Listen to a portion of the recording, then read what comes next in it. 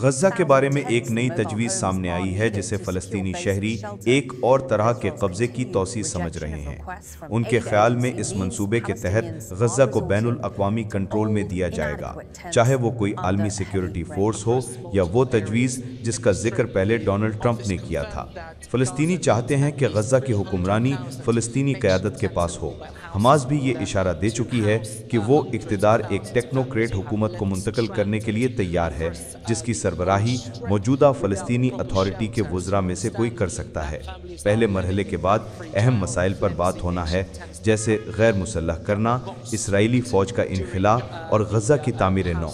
لیکن اسرائیلی قیادت نے واضح کر دیا ہے کہ تعمیر نو اسی وقت ہوگی جب عسکری گروہوں کو مکمل طور پر غیر مسلح کر دیا جائے، اور یہی اب سب سے بڑی رکاوٹ ہے۔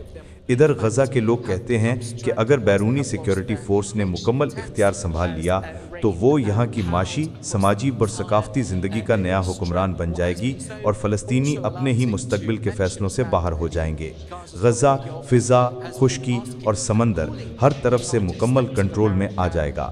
مذاکرات کاروں کا کہنا ہے کہ دوسرے مرحلے تک پہنچنے اور امداد کے بہاؤ کو بہتر بنانے کے لیے دونوں فریقوں پر مزید دباؤ ڈالنا اب ضروری ہو چکا ہے۔